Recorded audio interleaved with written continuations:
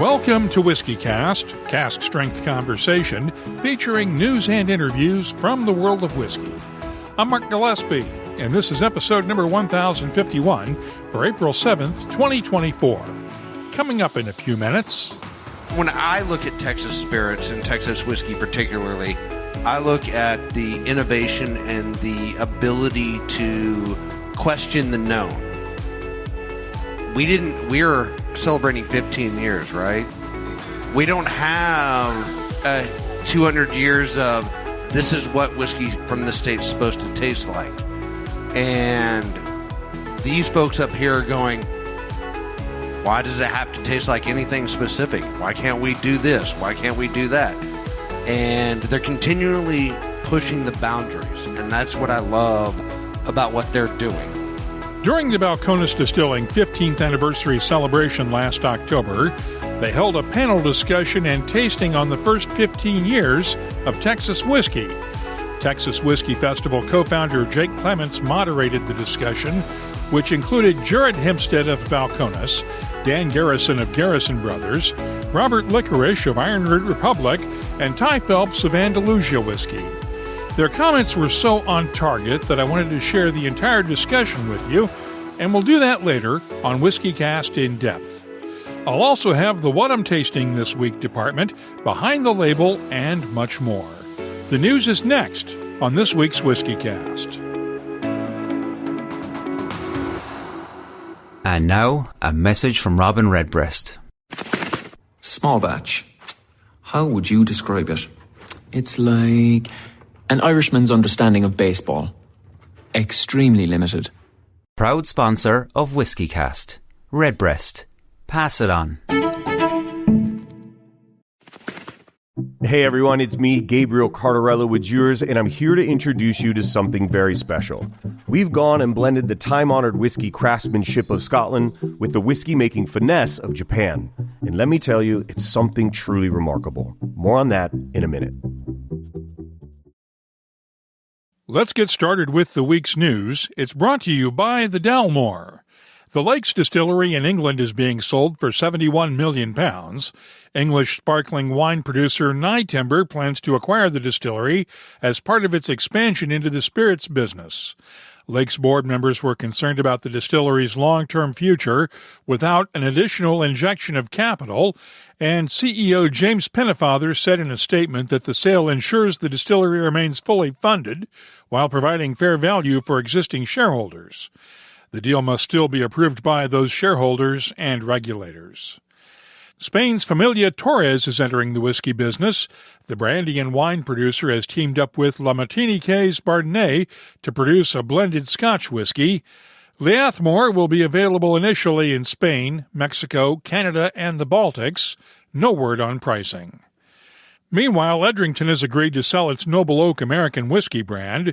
A21 Wine and Spirits is buying it for an undisclosed amount.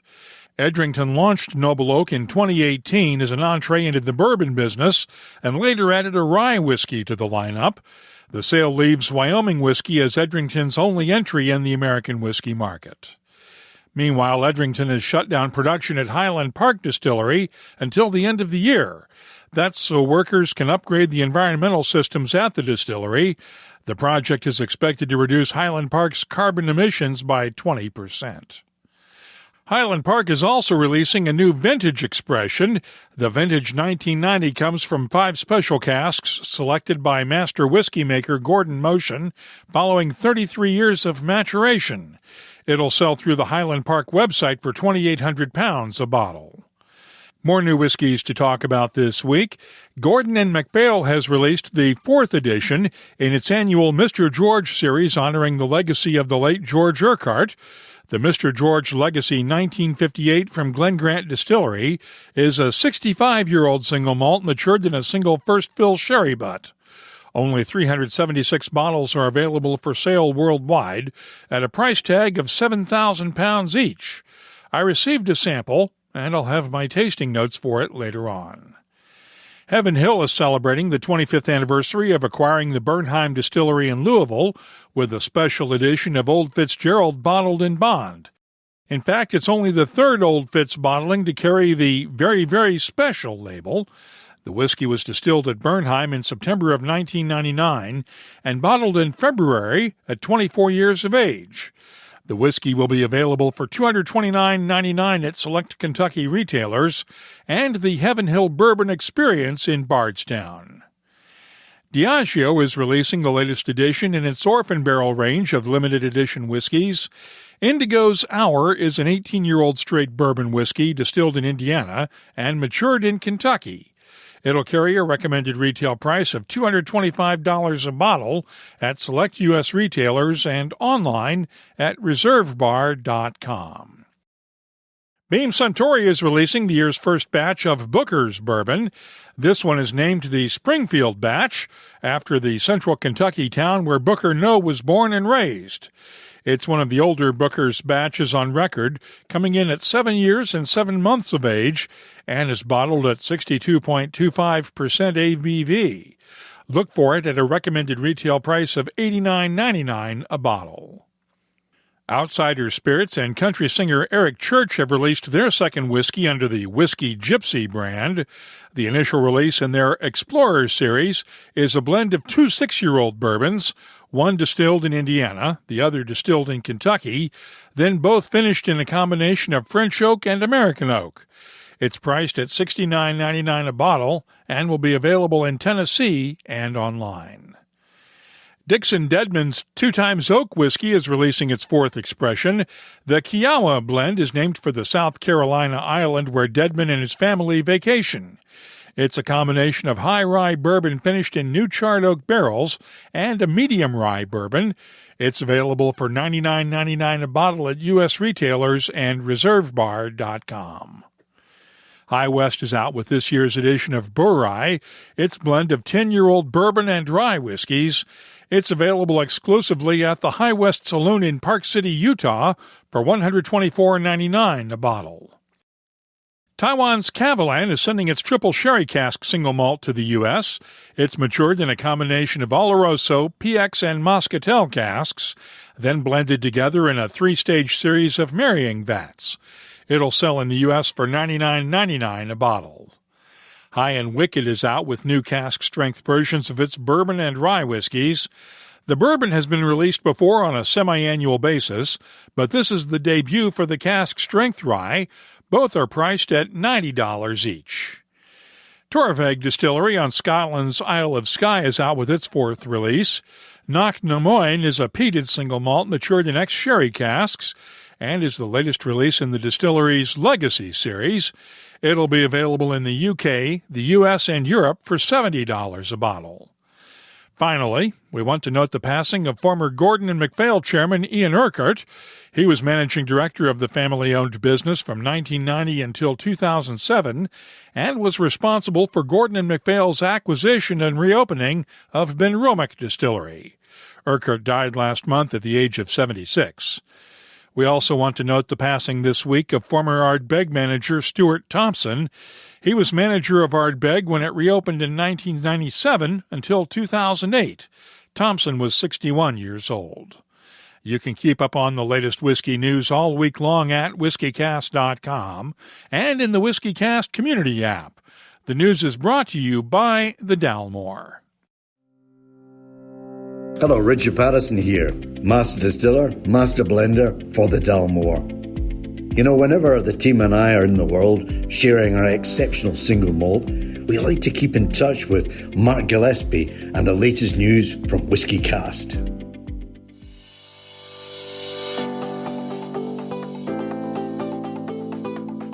Let's check the calendar and see what's coming up in the world of whiskey. First off, the Kentucky Bourbon Festival announced this week that tickets will go on sale for the September weekend, April 17th. And tickets are now on sale for the Bourbon Festival's Distillers Dinner, May 1st in Louisville, featuring Heaven Hill Master Distiller Conor O'Driscoll at the Levy Bourbon Bar. Also, Royal Mile Whiskies has announced the dates for this summer's Whiskey Fringe Festival. It'll be the weekend of August 9th through the 11th, and once again, tickets will go on sale April 17th.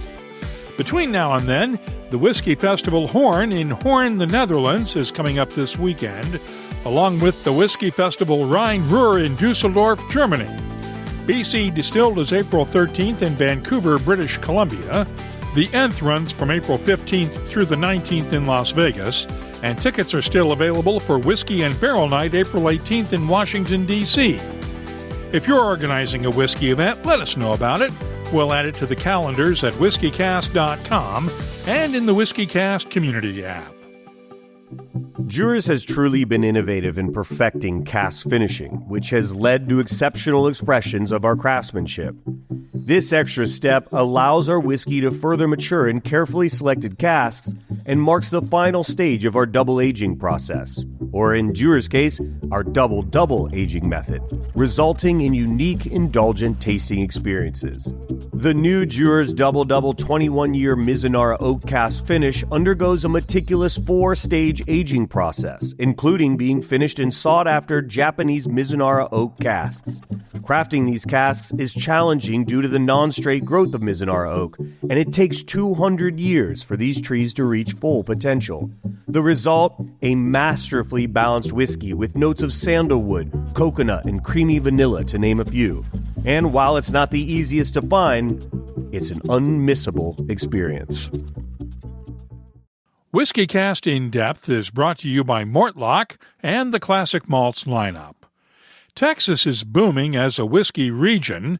A new study released this week by Tourism Economics shows the state's 188 distillers had an economic impact of $832 million on the Texas economy, with more than 2 million visits to distilleries in 2022.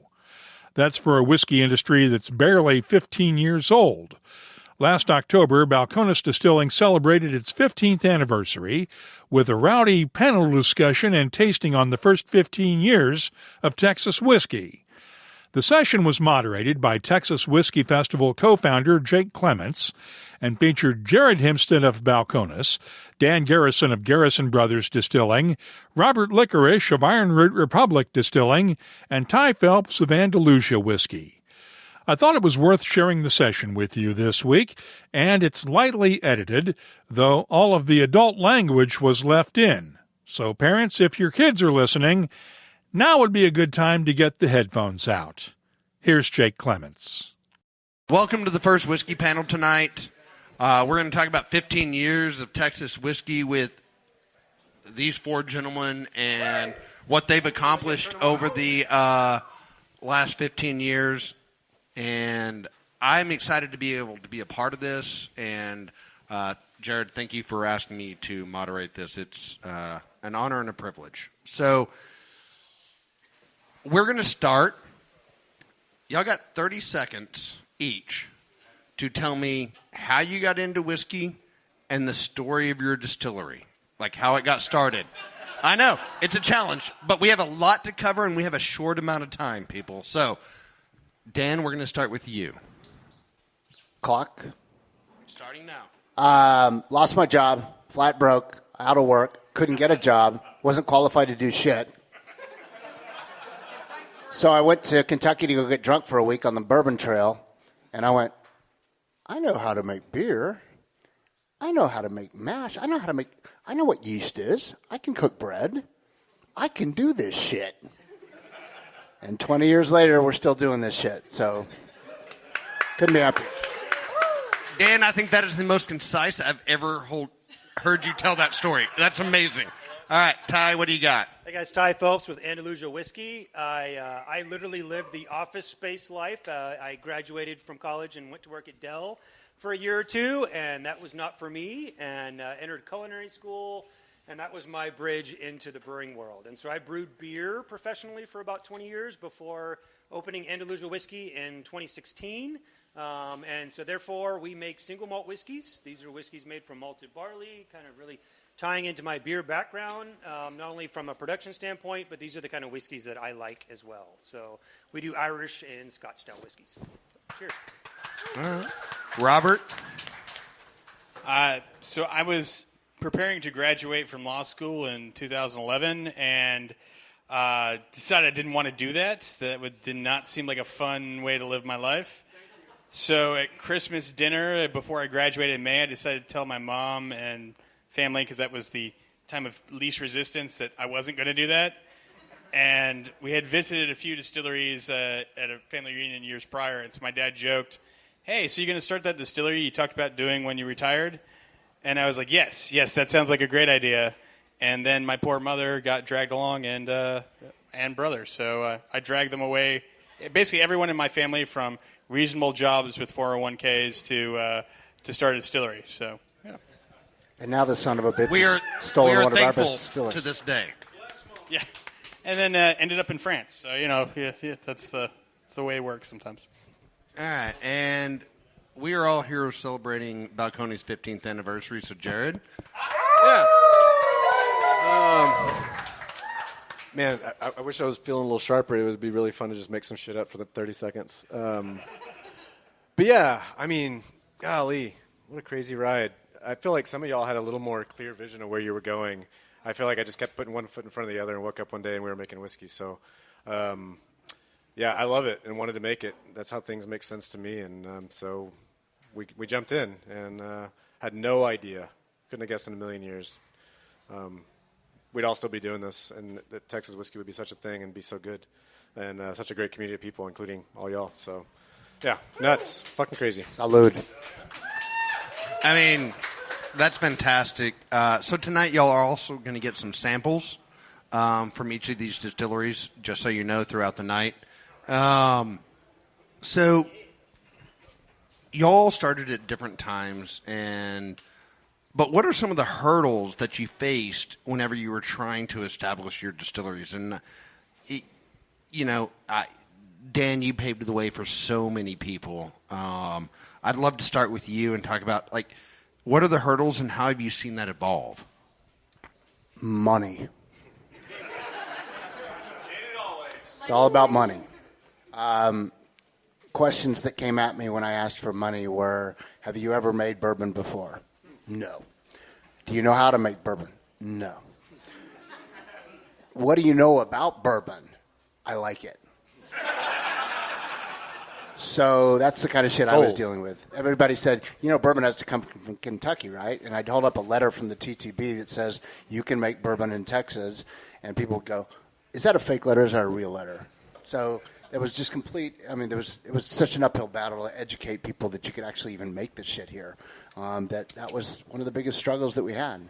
And we also sold $25 T-shirts from our gift shop whenever we'd give a tour because we had no revenue coming in for the first 7 years of the business.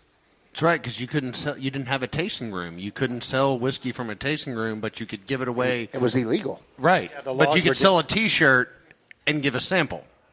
Yeah, we couldn't even give a sample. So that tells you where we started, folks. All right, Jared, and then from y'all's perspective, what are some of the hurdles that y'all ran into? Oh, man. Shoot. It was all tricky. I mean, on the one hand, I think with Westerns and all this film stuff, and you have the cattle drive, this image of all these cowboys drinking whiskey all the time, there was kind of this misconception, like, well, yeah, there's been whiskey here forever, right? It's like, yeah, that's not actually new. It's like, no, it actually is. And unlike Dan, we kind of intentionally skirted the obvious categories that you would think to play in. Maybe a good move, maybe a bad move, I don't know. But, yeah, to try and walk around. Well, we'll go ahead and do it here. It was one of my favorite interactive moments and see if we finally break the rule. Has anybody here ever walked into the liquor store or a bar and asked to see the corn whiskey section? Even with this group of fucking nerds, no one's ever done that. So you lead right out the gate with corn whiskey, and not even normal corn whiskey, and that's not a slam dunk. So, yeah, it's tricky. And then the converse, the other side of the bourbon coin, having to be from Kentucky, is doing single malt, and that's got to be from Scotland. So not a very different dynamic in some ways. But getting the people to buy in, and same. You ever done this before? No. Where'd you train? Nowhere. That kind of thing. So if anybody bought bottles those first few years, probably from either one of us, thank you. Thank you for not writing us off and coming back for more and trusting that it would level out and turn decent at some point.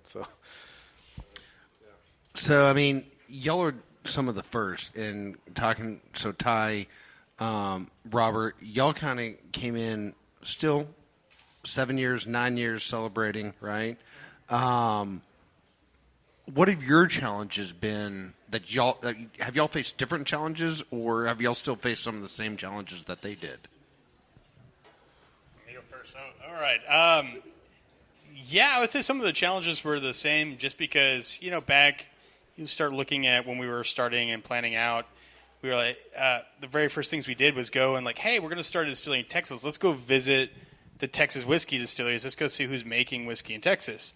And in 2010, there was 2 people that came up on Google, which are right next to me.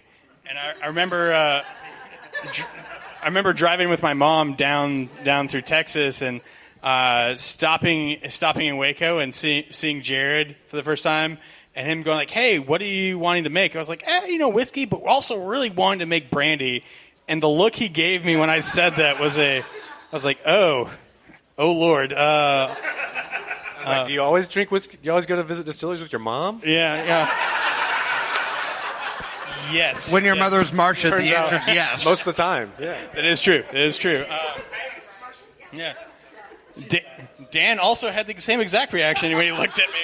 We went down. I remember, again, he probably doesn't remember this, back in 2010, taking a tour of Garrison Brothers. And Dan, after the tour that he so gracefully gave everybody, sitting down talking to him hey, we're looking at starting a distillery. And Dan's like, yeah, I've talked to a lot of people looking to start it. It's an adventure is what the word I would use. And then he asked us what we were wanting to make, and we said a little bit of whiskey and brandy. And then he had a big grin on his face. He just started laughing, and I was like, "Oh Lord, what am I getting myself into?"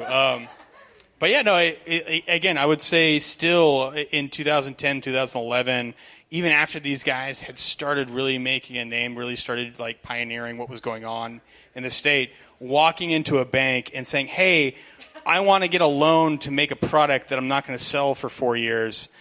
They would look at you and just be like, "Yeah, no, that's really nice. You should walk down the road." So I think that was the biggest challenge starting out, was just that no one had any idea of what the heck was going on. So. And unlike Jared's question, I think I probably turned to Robert and said, "Hey, your mom's kind of hot. Is she single?" He didn't ask if she was single. He just asked if she was hot, I believe was the...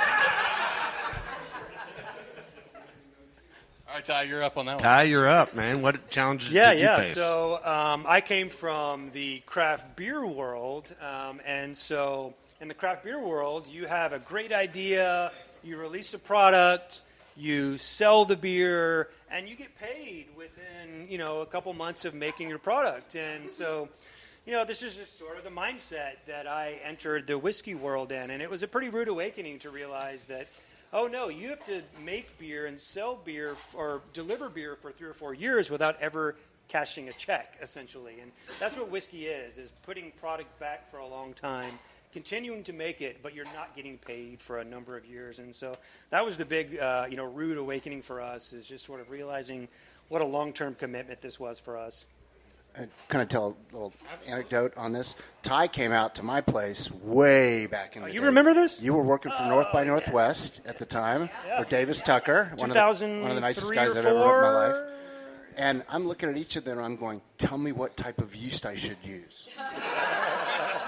And they're like, "Have you tried champagne yeast?" I said, "Yes, I've tried it. It doesn't work." Yeah. I had no idea how to get my fermentation started. And so you were in early stages. You were, just learning and struggling, and we tried to provide some beer insight, and I'm not sure how helpful it was at the time because it was not beer. But okay, thanks. You were helpful and not helpful. So what yeast did you land on? Proprietary. I don't like to talk about yeast. Fair. All right. Yeah, what are our samples? Oh, all right. So they're passing out samples. The first one, Dan, tell us what we're tasting. You're tasting Guadalupe, and there's a great story behind Guadalupe. Guadalupe started as another brand that was sold a 375 milliliter bottle years ago. I called up a guy who was the president of Llano Estacado Winery, and I said, "Hey, one of your guys was on my bottling line last week, and we got to talking about doing a collaboration where I take a whole bunch of your barrels and I give you a whole bunch of my bourbon barrels, and you take some sort of Cabernet Sauvignon, you put them in my bourbon barrels." This is in 2012. And I take some of my bourbon and I put them in your port casks that you give to me. So we traded like 20 barrels. I think Emma was involved in this project back then. And it was so fucking good. It was so good. It sold out instantly. And I called the guy about 6 months later and I said, dude, we're going large. We want to go statewide with this Estacado bourbon whiskey because it's so good. It sold out instantly. And I said, how did it work for you on your end? And he said, well, the wine was 19% alcohol by volume. It was crazy. And everybody wanted it. And it sold out instantly. And I said, dude, let's do it again. And he said, oh, I already did. And I said, what? And he goes, I just bought 150 barrels from Maker's Mark. Wah, wah. Boo. It was my idea, right? So I said, well, you should have called me because I've got 150 barrels and I would have been happy to do it with you. And we're no longer going to call it Estacado, so go screw yourself. And we came up with another version, and we got a whole bunch of port casks in from Portugal. And Donis and I tasted the bourbon after a year in those port casks. It was 4-year-old bourbon going into a port cask for another year. And we went, now we got something really good. So it's even better than the original Estacado that we released. And that is called Guadalupe. And that is 4 years in a white American oak cask and 4 years in a port cask that we literally fly into the San Antonio airport, dress up in camo, go in, put all the barrels on the back of a trailer, and bring them out to the distillery and immediately fill them with bourbon. And it ages for another 4 years in those port casks. So that's what you're drinking is Guadalupe. Salute. Cheers, everybody. Where's our sample? Yeah, whoa. We didn't get one. Here you go.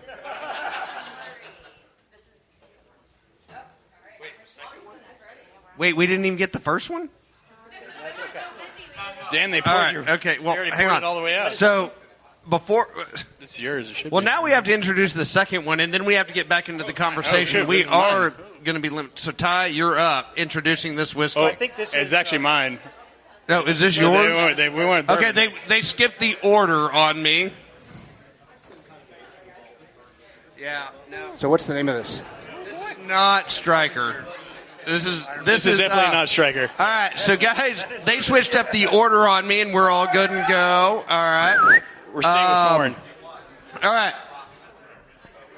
are we all good back there? Can we? We're gonna do a rule like somebody needs to turn up the volume. Apparently, can y'all hear us? They can't. All right, now they can. Right, okay, woohoo! All right, they say it's so in the very back. All right. Be respectful of other people. I know you want to have conversations, and that's all great, but we got a lot to cover. So apparently y'all had one whiskey. Now y'all are getting a second one. They did switch up the order. I'm guessing this is Robert's. Based on the nose, I would hope so. I would think so as well. So you got 30 seconds. 30 seconds. All right, guys. So what we are tasting now is one of the flagship bourbons from Ironroot.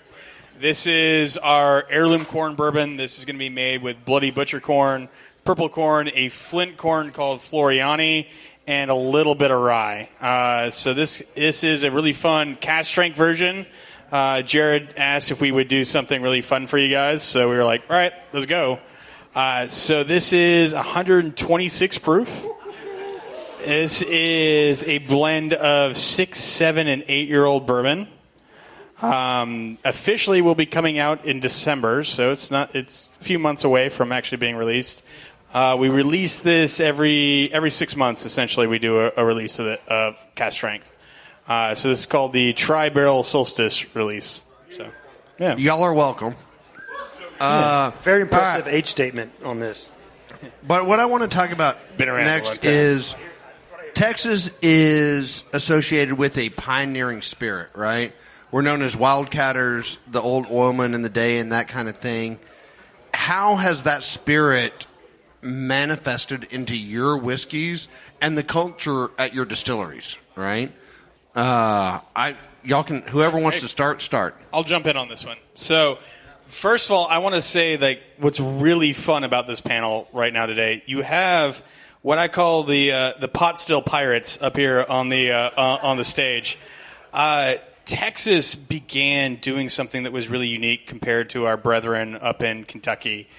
Both Dan and Jared over here with Balcones set a trend that was really different, a really different path than what our friends in Kentucky do, which was using pot stills to make bourbon, which obviously I continued the tradition, so I really like that version of bourbon. Just going to throw that out there. It creates a oilier, heavier, deeper, really, really beautiful bourbon. And I think that's one of the really beautiful things about kind of the pioneering spirit of Texas is that we went in initially, the fathers, the two guys over here to my right, said, Kentucky bourbon's really great. They do a really phenomenal job with that. How can we do something that is us and not them? And there's not a lot of places in the world that would have been the statement that they would have made. Like, how do we make this, make it better? It was, how do we make this, but we make it Texan? How do we make it bolder? How do we make it bigger? How do we make it reflect the people of Texas? I think I've spent a good amount of time with our friends over in France making cognac and distilling here in Texas, some of the cognac distillers here in the U.S., not that they made cognac, but previously made cognac before they came to Texas. Anyway, and I think the thing that really stuck out to me was this notion that they call terroir, which is really defined in cognac. They talk about it's the climate, which obviously we all know impacts Texas whiskey. It's the soils of which the things grow, which we all know Texas has very unique soils throughout the state. But the thing that really stuck out to me with the cognac producers, they said it was really the people that really made a bigger difference of why cognac tastes the way it does. And so last year I was on a panel talking about terroir in Portland, and all across the U.S. people were asked about, like, does this really impact? Is this a real thing? And the thing that stuck with me was Dan came up to me after the panel and was like, Robert, you did a really amazing job. I'm really proud of you, which obviously makes me feel really cool. Super happy about that. Aim higher, dude. Yeah, it's so awesome. But the thing he said to me afterwards is the thing that stuck with me. He's like, the thing that you should have said about the people and the thing that really makes Texas whiskey, he's like, it's the swagger in the state of Texas that creates a very different style of whiskey. And I think if you look up here and you look at Jared and you look at Dan, that to me defines Texas whiskey more than anything else you could say about the climate, the barrels, the grains, everything else that we do that's so cool and so unique, the unique techniques that each of the distilleries that makes why Garrison is different, why what we do is different, why what Balcones, why what Ty does is so different from each other, why we have each really unique profiles within our distilleries. But they all are bold, and they're big, and they're distinctive. And again, Dan, I have to come back. I think it's the damn swagger of the state that really defines what the hell we do here. So, amen. Amen. If somebody wants to add to that, we have a short moment to add to that. And it's always been from the get-go, I'm putting on the cowboy hat and I'm putting on my boots. And when I go to these conferences, we'll walk in. And I remember we went to our very first conference was in Louisville, Kentucky, the American Craft Spirits Association. And the Balcones guy under a different leadership team, they'd already showed up, and there was like 9 of them. And all my employees were with me, Fred and Donis. And we walk in, and we pull up to the hotel, and Fred was asleep in the back seat of the rental car, and I'm driving, and Donis is sitting in the passenger seat, and Fred had fallen asleep. And all of a sudden, the door at the hotel opens up, and the valet or the bag guy said, "Can I take your luggage, sir?" and grabbed Fred's bag. And Fred got up and started trying to hit him in the face. Fred thought he was being robbed. He'd never been to a fancy hotel before. And we walked in, and we walked right past the Balcones guys, and I actually told them in the cab, walk in like you're fucking rock stars tonight. You're the rock stars. You started this thing, and let's just walk right past them and flip them the bird. And I think we did. So it was a good time. That's where swagger came from. I mean, I think that really does sum up what Texas whiskey is. I mean, it is the no. Okay, all right. Well, I think we have another whiskey that we're passing out, and I think it's Jared, but.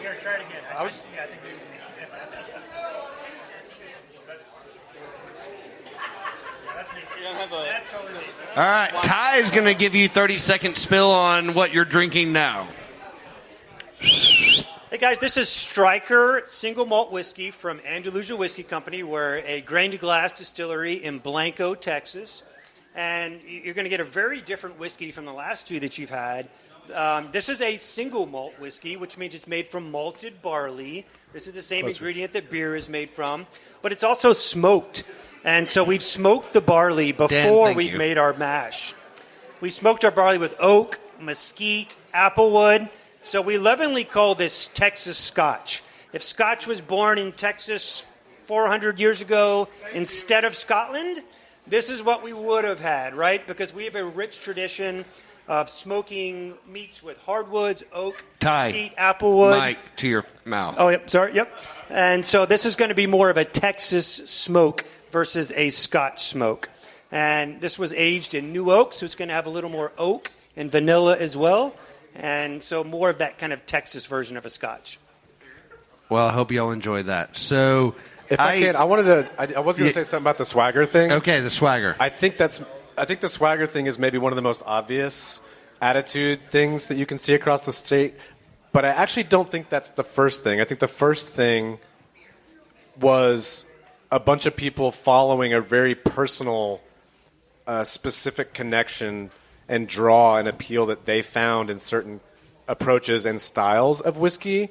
The swagger came in second when, as we were all doing that and someone said you can't, the swagger came in with the fuck you, don't tell me what I can do. But I don't think it didn't lead with that, and that's what I appreciate about it. There's a very honest, authentic pursuit that we all came to whiskey making with. That's a whole world of whiskey making, drinkers, industry, everything, saying, I don't think you're supposed to do that. And luckily, Texans and the swagger came in and said, fuck you, I won't. I've had the privilege of knowing y'all for several years, and all of y'all's statements are absolutely true. Y'all did start with personal journey. Y'all wanted to make a great whiskey. But yes, the moment somebody told y'all couldn't do something, you just kind of threw up the finger and said, watch me, right? And I think that's when I look at Texas spirits and Texas whiskey particularly, I look at the innovation and the ability to question the known. We're celebrating 15 years, right? Amen. We don't have 200 years of this is what whiskey from the state's supposed to taste like. And these folks up here are going, why does it have to taste like anything specific? Why can't we do this? Why can't we do that? And they're continually pushing the boundaries, and that's what I love about what they're doing.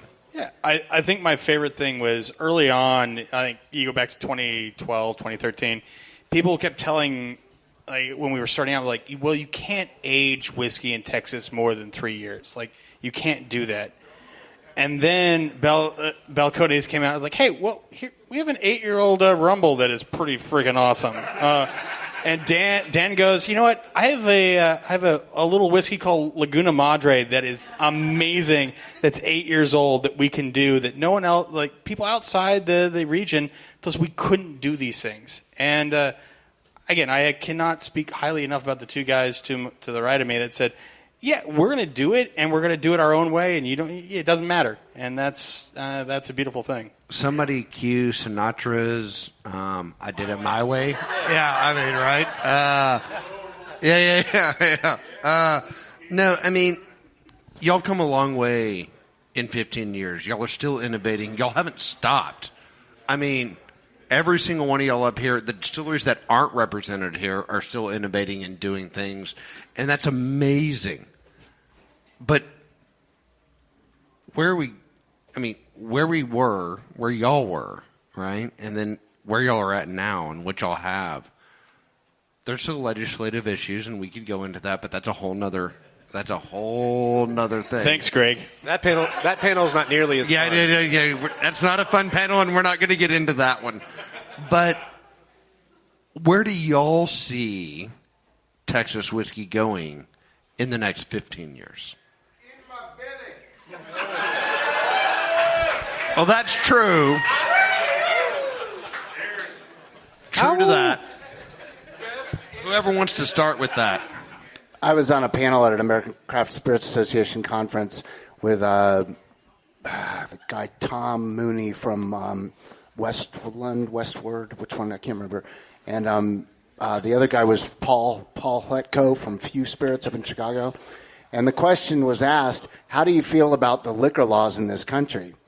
And I don't know where this came from, but I thought it was poetry when I said it. It just came out. I think I'd had a lot to drink, and I said, the liquor laws in America are simply guideposts for the tamed and timid. I was Amen so proud to of that. that. Amen to that. Amen. I had to think for a little bit there. Yeah. But the reality is that we've created a new category. The category is booming.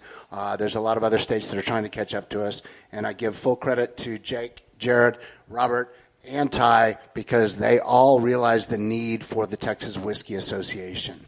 And the Texas Whiskey Association took us to a whole new elevation in the United States of America because all of a sudden all the other states went, wait, we can do that? We can have a certified product? We can have somebody that goes to the distillery and audits their production processes to make sure it's actually made in Texas? And we can get past all these lies and all this bullshit? And we have. And it worked. Amen. Anybody else want to add anything? I'm going to say something really fast to brag on the guy right behind me. I think one of the really great things that's happened in the last couple of years is Ty started releasing bottle and bond product. I think that was the first one in Texas, by the way. 100%. And to me, when you start showing from a state that starts releasing 4-year-old product or older, he's got some older stuff. Anyway, that's this age, that's 100 proof, that shows the quality that's really coming out of the state, that's comparable of what you're seeing coming out of Kentucky when you start talking about bottle and bonds. Ty was the first one that was like, hey, we're going to drop bottle and bonds, and we're going to show you really how you do bottle and bond. And, dude, I still have so many bottles of that. So that's the next tasting. We'll have that one. Yeah. Where we at and where we're going, to me, where we're at right now is you start seeing those 4-year-old products, those 4-year-old age statements. Again, people told us we couldn't do that in Texas in a warm climate. And I think every distiller up here right now is showing the whiskey that we're putting out at 4 years and older is phenomenal and really damn good. So, and if I can add one more point to that, and I'm going to bring a perspective as a former craft brewer. I really predict a lot of craft breweries getting into whiskey. I've been predicting this for a decade now, and I thought it was going to happen a little faster than it did, but it's finally happening. We had our recent Texas Whiskey Association meeting at Shiner Brewery, who now has their own distillery, and so I think this is just going to be the path forward for a lot of breweries who have perhaps reached a market cap that they can't reach past, and craft beer has become a little more difficult segment than it's been in a long time, and I can definitely see a lot of craft breweries making that transition into whiskey. They have 80% of the equipment that they need to make whiskey, and all they need to do is just get that still and finalize a couple, final steps, and it's a diversified product for them. So I see that happening a lot in the future for sure.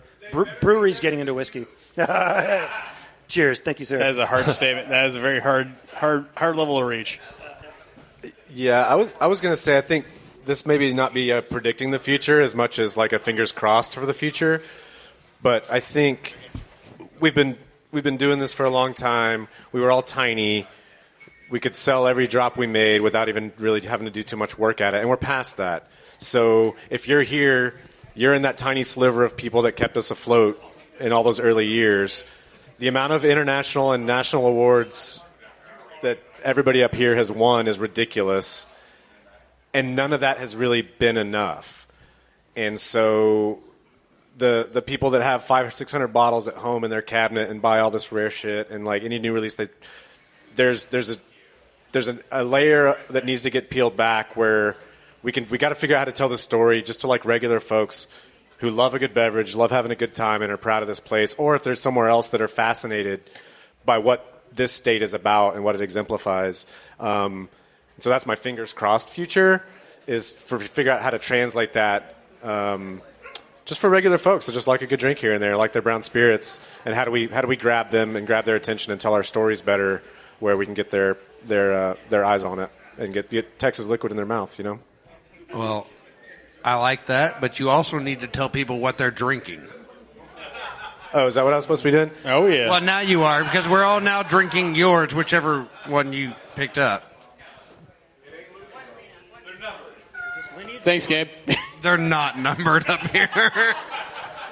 So this is the shameless plug part of the panel. Put this together. I'm going last. I got the last whiskey. This is the whiskey that we just dropped today. This is Cataleja. This is our latest, and I think maybe our last special release this year for our 15th anniversary. Yeah, this is a sherry finish. This is Golden Promise, M1 yeast, British ale yeast in our Forsyth stills. This couldn't be more traditional nod to the single malt heroes that made us fall in love with whiskey making, that we still aspire to kind of some of the bars they set over hundreds and hundreds of years. So this is our attempt to honor our heroes in the industry by try your hand at the master's work, so to speak. So 4 different kinds of sherry in here, 3 different fills in the same sherry puncheons. These are not seasoned cask. These are actually decommissioned 500, 600, and 700 liter sherry Solera puncheons that Gabe handpicked for us when he was in Spain a few years back. This is all 4 to 6 year old whiskey. Began its life in Used, Kentucky, and then a pretty varied amount of time on each finishing round. But yeah, 59%. Just a little teeny little baby whiskey there for you. So, yeah. We only do baby whiskeys in Texas. We don't do anything bold. Yeah. This is not a shy whiskey. Let's be honest. No, we've had a rich history. I mean, in the short history that it is, what these distillers have done has been pretty incredible and amazing. When you think about it, like, it took Kentucky hundreds of years to get to the national stage and be recognized. These guys are making a name for themselves within 15 years. And these people sitting here, especially Jared and Dan, who have really led the way in that, are like truly legends in the Texas whiskey space and industry. Jake, if you're trying to get in our pants, you don't have to work so hard. I was about to say, that's a story this is working for me, but he's a lot easier than... That's a story for another time.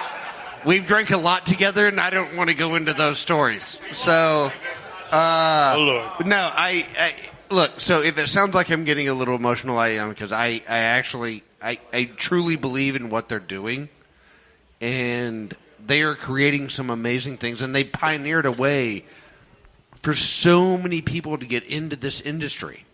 But what I want to kind of end on before we go into kind of a Q&A, if there's any, how has, like, I feel our industry in Texas is different than most because we collaborate. Y'all are actually all friends, unlike most industries, right? So how is collaborations and the community, not only within the industry, but like the people setting out here, how has that been a factor at each of your distilleries? Whoever wants to start, please do. I wanted to mention that they just pointed out to us we've only got 20 minutes left before the next seminar, so we got to move along. We have less than that, 10. No, they're not.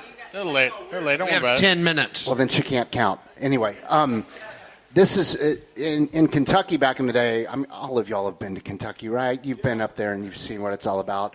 When the Buffalo Trace Distillery gets hit by a tornado, everybody else comes to their rescue and helps them out. When Heaven Hill, all of their barns burned down, Brown Foreman said, we're not working night shifts anymore since nobody's drinking bourbon anymore. Come use our distillery for the night shift. So they all helped each out along the way. And it was so cool in my mind just to see how we all came together.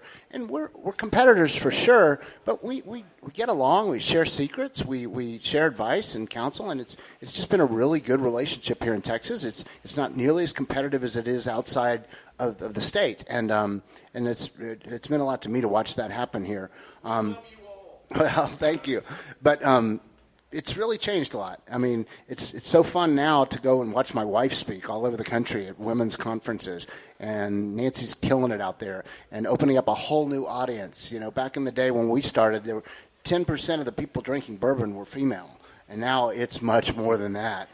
Thanks to Nancy and thanks to Emma, and people have gone out and pounded the drum. Amen to that, right?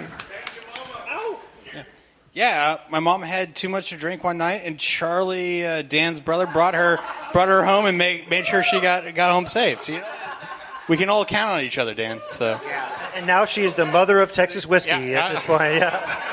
Who knows what happened that night? But it is what it is. Let's stop right there. That's true. That's true. Charlie's not here to defend himself, so. Yeah, he had her phone for a long time.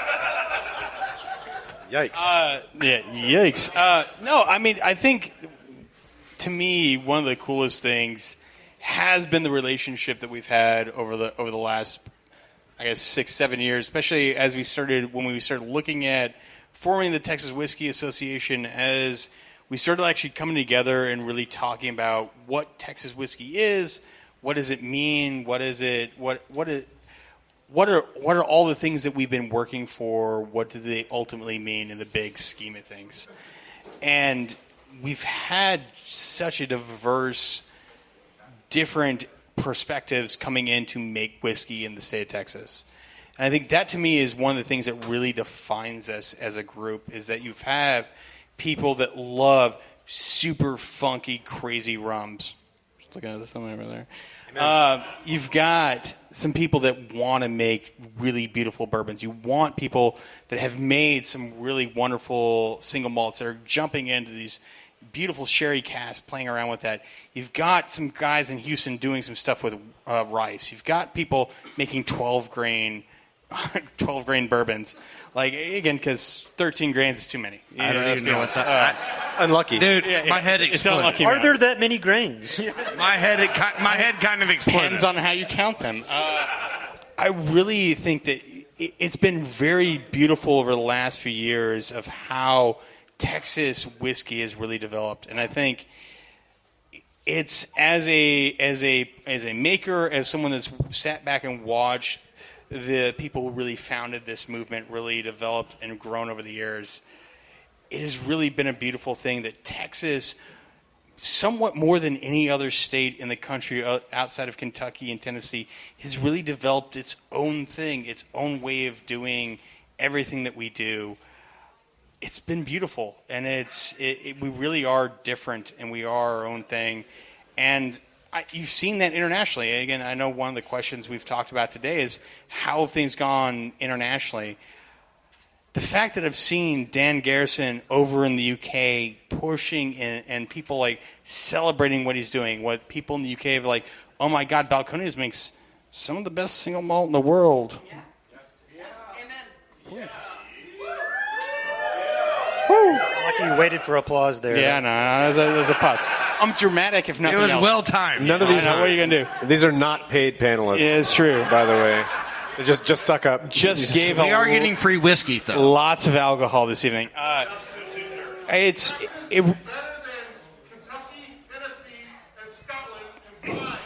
All right, Patrick Cohn from Arizona, thank you, Patrick. representing. Yeah. We love Patrick. He's from Arizona. I got 5 minutes. So, what are you gonna do?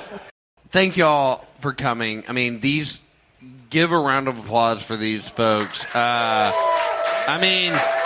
These panelists, these distillers, y'all are in here 15 years later because Dan and Jared decided, they wouldn't make whiskey. Like, no other reason than that. I mean, how cool is that? 2 people decided they wanted to make whiskey, and now we're sitting in a room celebrating 15 years later. And then we have Robert and Ty on the end of it, bringing up the second wave of what Texas whiskey can be. And we have countless distilleries across the state doing that and embracing not only grains grown in Texas, but the process and our climate and how do they do that. But without y'all, They don't get to succeed. That's what I was going to say. I mean, we could have done all that stuff that sounds kind of cool and crazy and brave, and it could have still fallen on its face if there weren't people out. If you're here, you're part of why this works and why it worked then and continues to work. So, I mean, it's a communal, it's a group effort. Thank you, guys. We want to thank y'all for being here. Thank you all very much. Thanks to Jake Clements, Jared Himstedt, Ty Phelps, Dan Garrison, and Robert Likarish for an enlightening discussion. And we should note that the Texas Whiskey Festival is coming up on April 20th at Star Hill Ranch in Austin. WhiskyCast In-Depth is brought to you by Mortlock, whiskey's best-kept secret. Hidden away for decades in some of the world's most famous Scotch whiskies, comes a single malt inspired by an original for a fortunate few. Discover the entire Mortlock lineup at malts.com.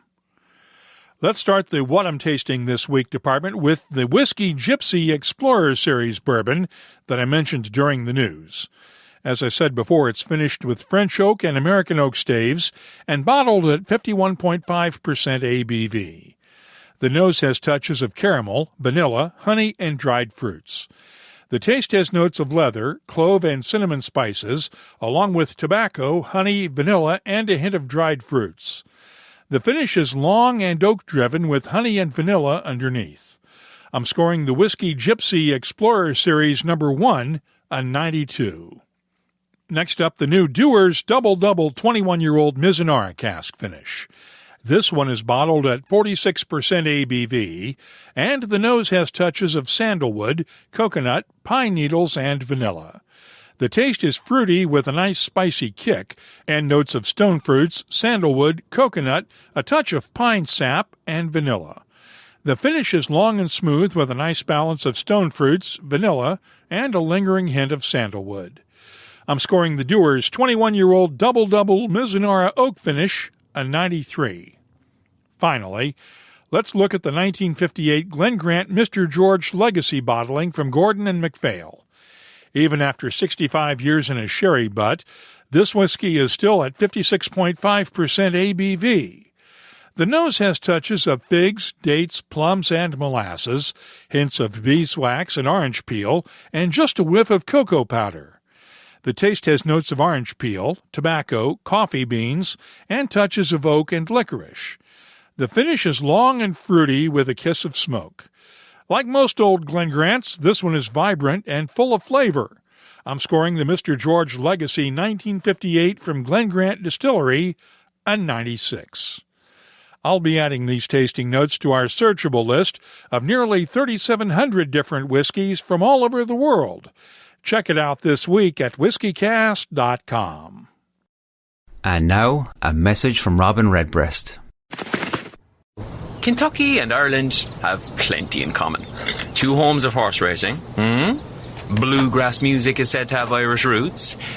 Okay, it's not the longest list, but the Redbreast Kentucky Oak Edition only strengthens the bond. Finished in sustainably sourced Kentucky oak for a captivating nose and round taste. I see a triple crown in this thoroughbred's future. Proud sponsor of WhiskyCast. Redbreast. Pass it on. Time to open the inbox and see what people are talking about this week. Our community segment is brought to you by Waterford Whiskey. Got this email the other day from Jason Cramsey. Here's what he had to say. Hello, Mark. I started listening to the WhiskyCast podcast around a year ago. Much to my surprise, it started back in 2005, so I started at the beginning. My goal was to get caught up in a year. We had a major issue at work last summer which consumed most of my time, so I had to take a couple of months off from the podcast. Here we are a year later, and I am not quite caught up, just getting to October 2019. Thanks for all the great whiskey news and reviews, coming to you from the charming and happily wet town of Quincy, Illinois. Jason. Thank you for your note, Jason. We're glad you're enjoying the podcast, and hopefully you won't have to go through almost 5 more years' worth of episodes to hear this. Now, Tim Wilson is the head distiller at Canada's Wayne Gretzky Distillery and sent along this comment on last week's interview with Andrea Wilson of Michter's. What a great interview with Andrea Wilson. Loved listening to her, such a wealth of knowledge and passion for whiskey. Thank you, Tim. And if you have something you'd like to share with whiskey lovers around the world, share it with us in the WhiskyCast Community app. It's available to download in the iOS and Google Play app stores, or you can find us on social media. We're on Instagram, Facebook, X, and Threads at WhiskyCast, and my email address is comments@whiskycast.com. Our community segment is presented by Waterford Whiskey on the web at waterfordwhiskey.com. Trevor Harris, Alan Ross and Amy Jackson, Pat and Dennis Booth, Alan Mooney, John MacDonald. Just a few of the growers who help to make us the biggest distillers of organic whiskey in the world. Waterford Whiskey, the most naturally flavoursome single malt. Let's close out the show now with Behind the Label, our look at the history, science, and people who make whiskey unique. It's brought to you by Balcones Distilling. This week we're going to take a look at scoring whiskeys and why you should take scores with a grain of salt, including mine.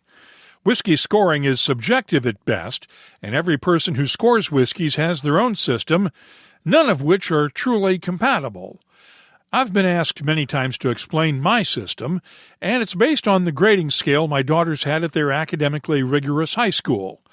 For example, 90 points would be good enough for an A at most high schools, but the school here in Haddonfield sets that bar at a 93. With a B ranging from 85 to 92 and so on. A C would be 77 to 84, a D from 70 to 77, and an F is anything 69 points or lower. Now that means that a whiskey that I score a 92 is getting a B-plus grade, and I don't hand out a lot of A's, even though my scores might seem higher than others. When I judge in competitions, I adjust my scoring to match the system used for that competition, and usually that means lowering my scores to match that 90, 80, 70 grading metric. Now, my scale is completely different from everyone else's, so my 92 might easily get 87 or 88 points from some reviewers. I offer this by way of explanation, not justification. It's a system that works for me. And of course, I invite your questions about it, or anything else you might want to know about for a future episode. Just get in touch with us.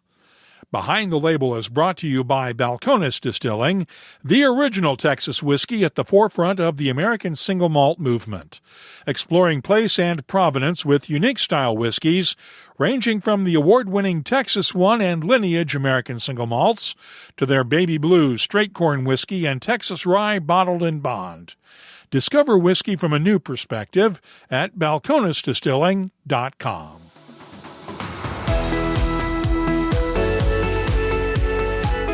That's all for this episode of WhiskyCast. You'll find links for the stories in this episode in our show notes at whiskycast.com.